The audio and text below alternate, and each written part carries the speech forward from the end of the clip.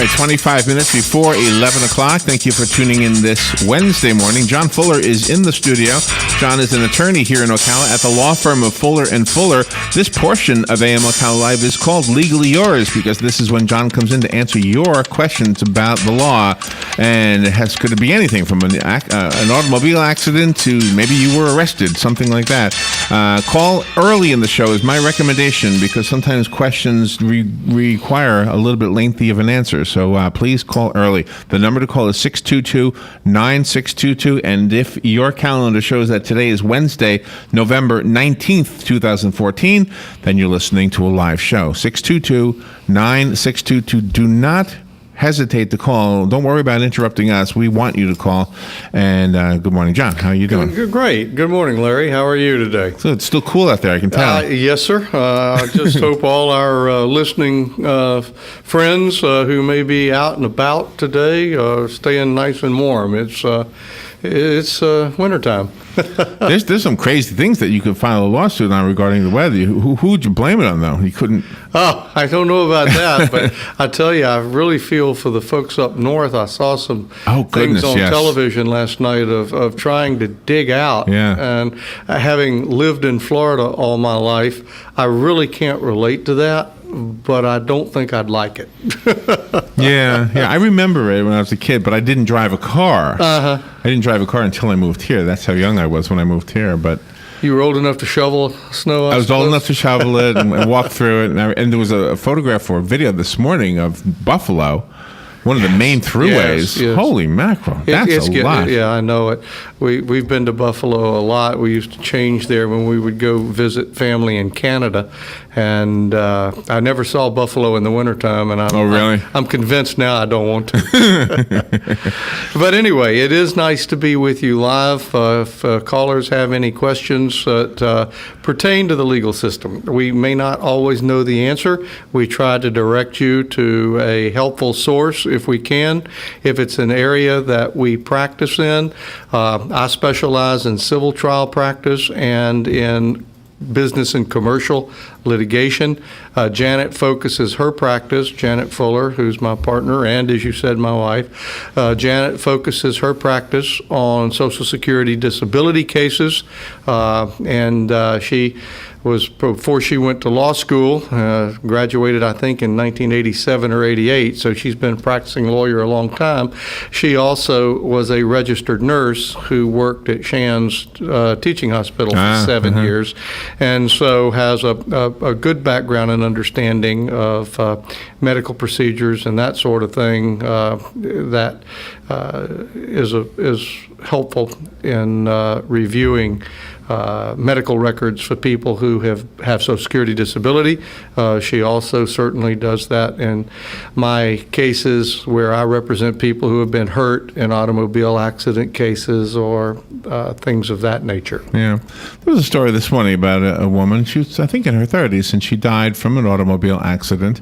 The autopsy, I guess, by the medical examiner said it was shrapnel from the airbag that caused it. Now, I saw that. Airbags are not always user-friendly. There have been some literature. I'm not involved with it. I suspect there may be class action litigation pending somewhere. I've never had occasion to have any specific involvement with it.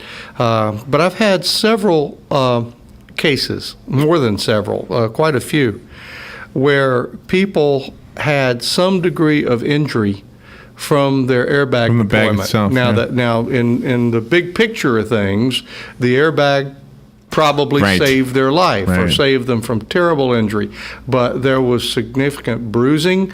The propellant that they use to cause those things to rapidly inflate is caustic. And it's a powdery substance, and it will burn your skin. And I've had several clients come in and show me residual injuries. Fortunately, in the cases I've had, they've always been relatively minor. And in the big picture, it was a lot better to have the airbag.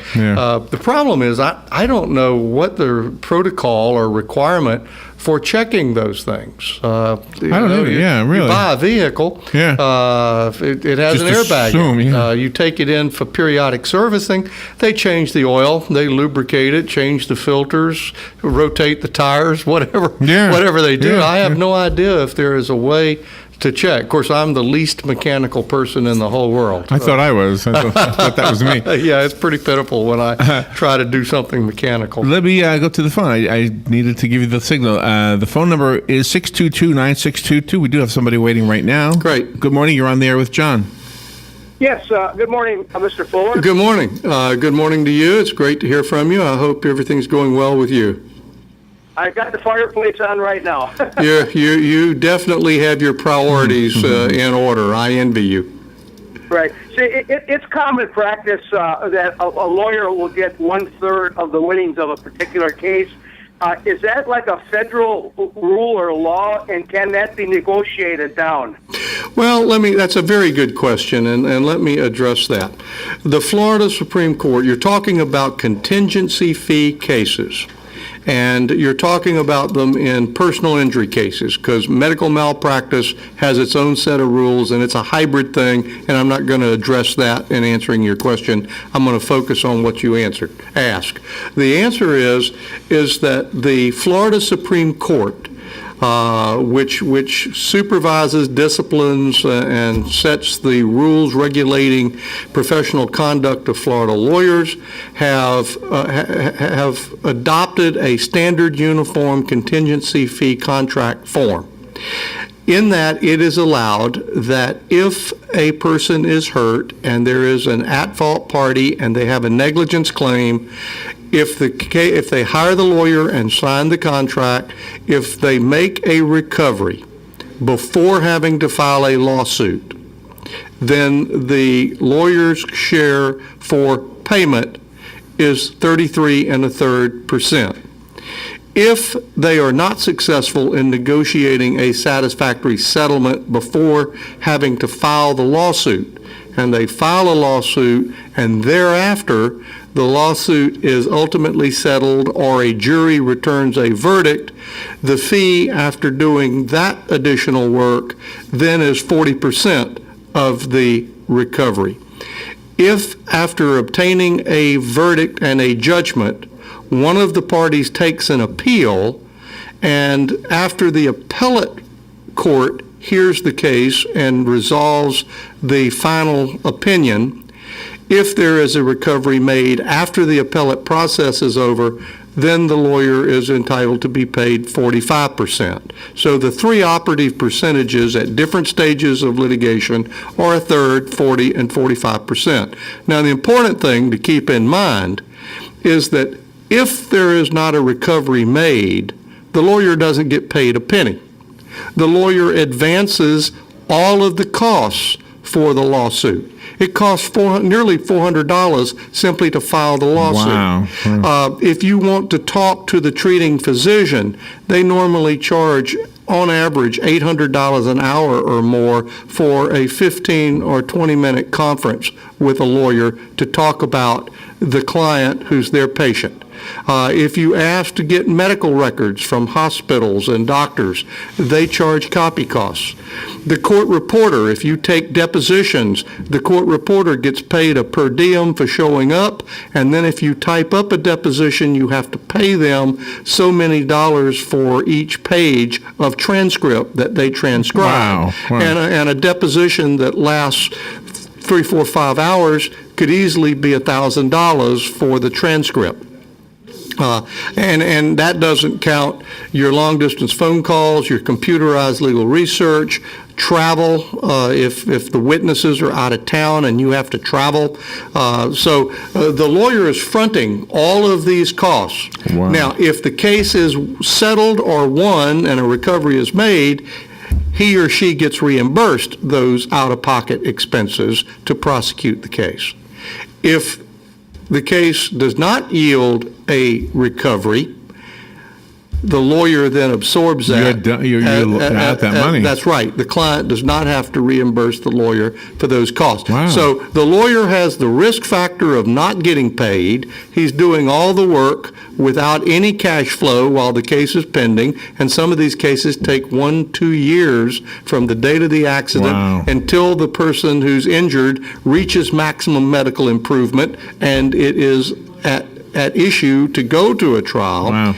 And so that's the reason. And the reason that these contracts came into being was because the average middle-class American didn't have the money to hire a lawyer on an hourly rate to go do a case of this magnitude. So they were losing out on having effective representation while the big corporate insurance company had a battery of lawyers on staff. So this was to help provide assurance that all citizens would have access to the courts and to give them a vehicle for doing that. And so that's where it came about.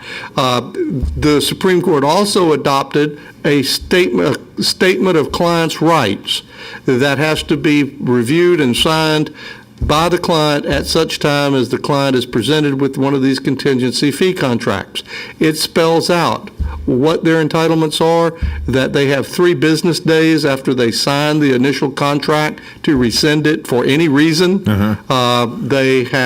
They're told to make certain they inquire and are satisfied about the lawyer's training, skill, background, experience in handling cases of this nature and so forth, so that people are advised of what their rights are before they enter into this.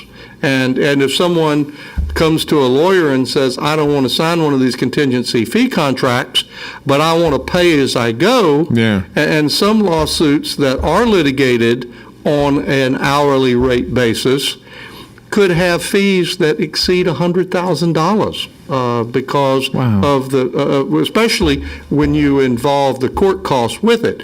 Expert witnesses, accident reconstruction experts, forensic certified public accountants to help compute future damages reduced to present value. All of these people get paid. And that's where it comes from. I've often been amazed about you're trying to make a recovery for a client who is the patient of a physician who's operated on that patient. You need that physician to testify as to what he did and what are the future medicals going to be.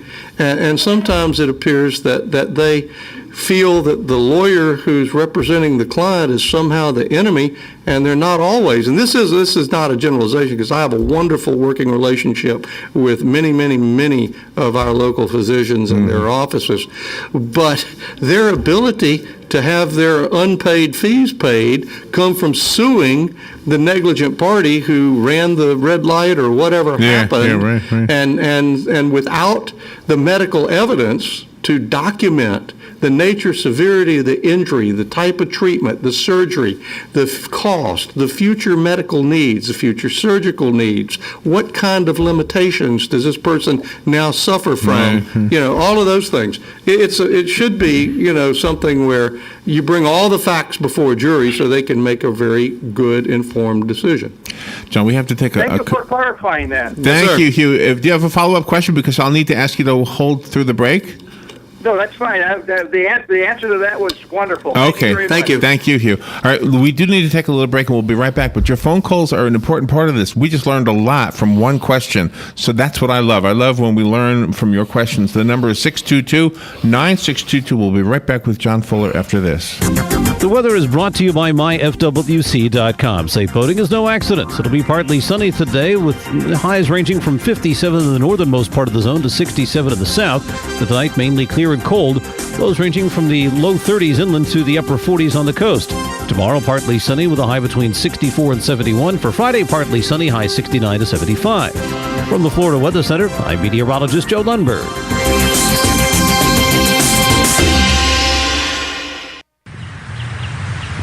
Dan, did you know that the runway at Ocala's airport is nearly 8,000 feet long? Why, no, Brad. I did not. Please, tell me more about said runway. Seriously, it's a big airport. Yeah, I kind of knew that. So what's your point? Well, just that most people don't even realize there's an airport, much less one that's big enough for Air Force One to land. And that Ocala Aviation is based at Ocala International Airport. So why are you telling me? So that you can help me get the word out that Ocala Aviation has a fleet of airplanes and it's here for them to learn to fly. And how do you propose we get said message across to so many people at once? We should put an ad on a good radio station, but yours will do. Very funny. Well, what do you want to say? That we offer private, instrument, and even commercial training, all right here in Ocala. They don't even have to go anywhere else. They can do it all right here. Nope, never work. Well, then give them the number to call with any questions. I can't even remember your number. Yes, you do. 861-7484. How hard is that?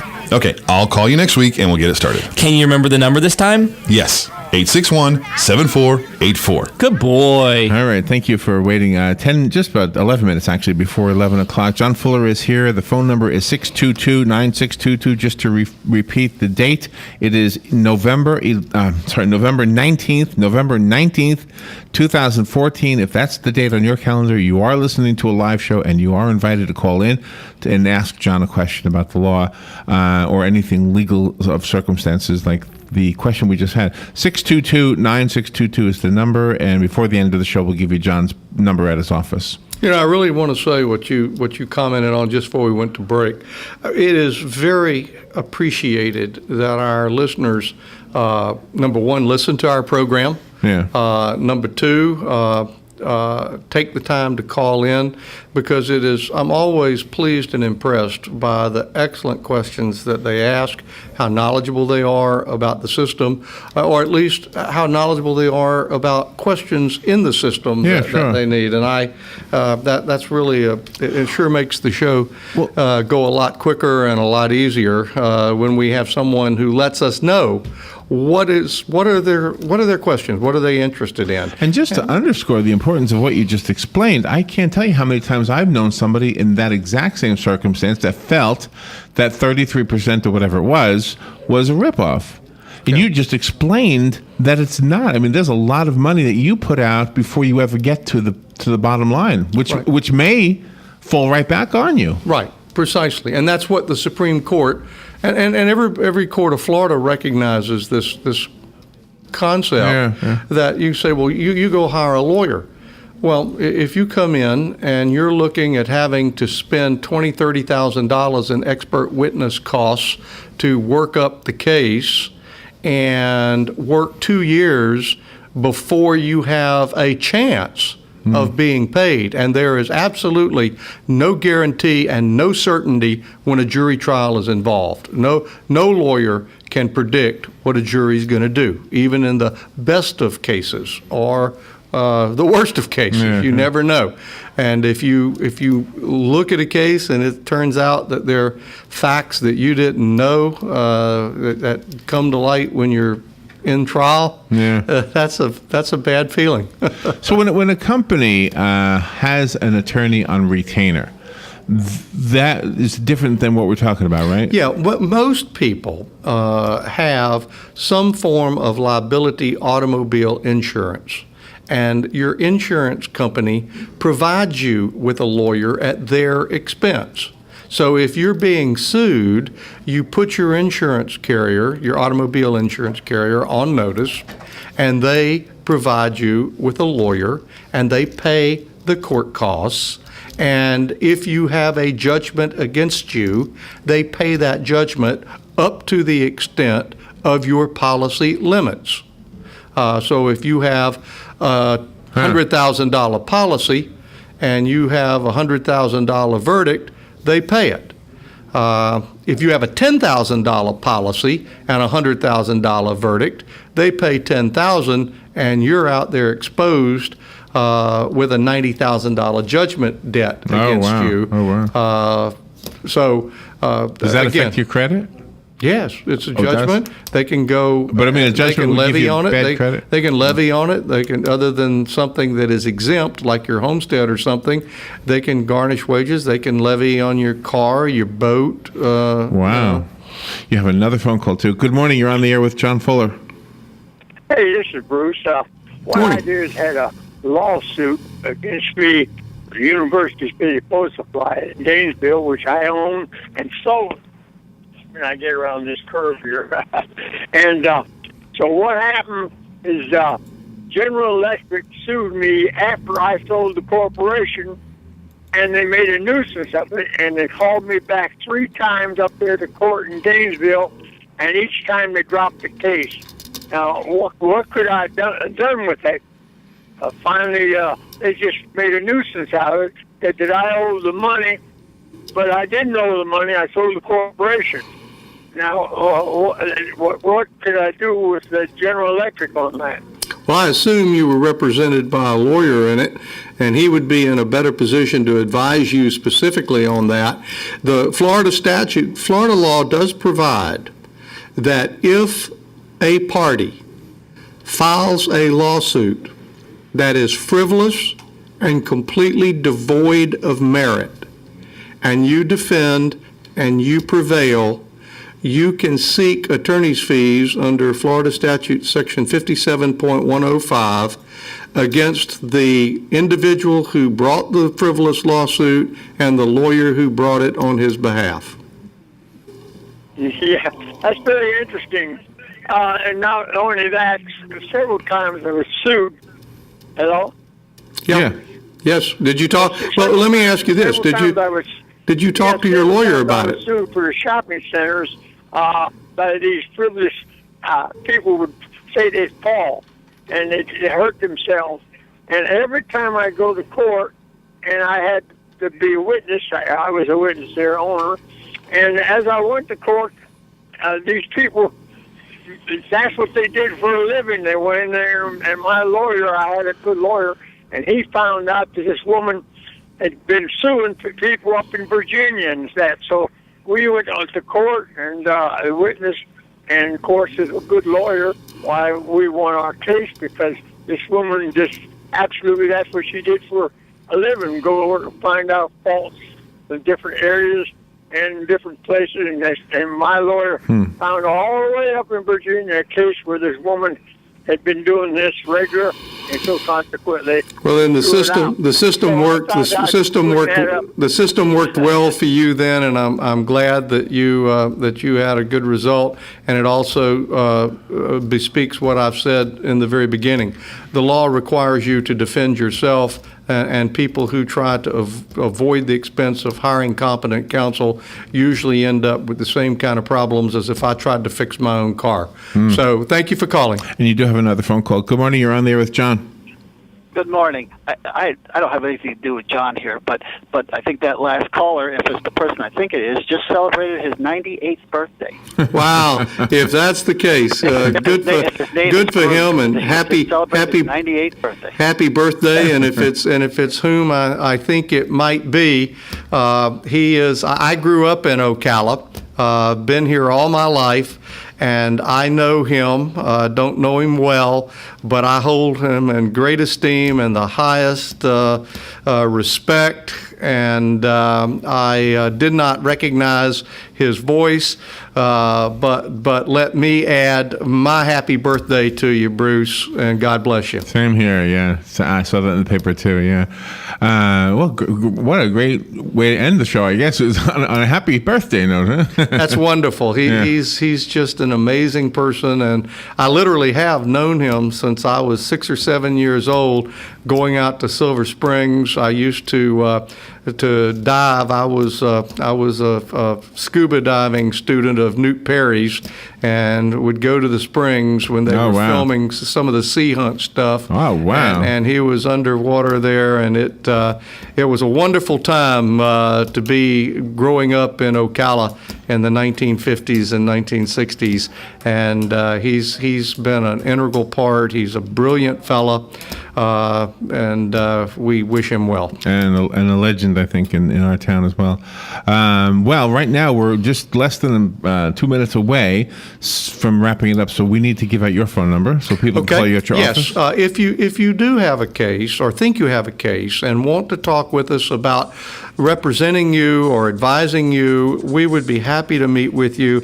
Our office number is 352-547-4292.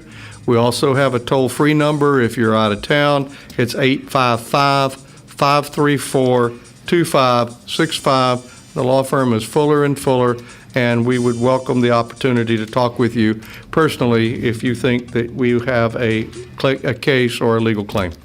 All right. Thank you, John. Thank you. As always, if you need any of John's information repeated, please call us here at WOCA. We'll be glad to help you out with that. And we'll take a little break and be right back. This is The Source, WOCA Ocala.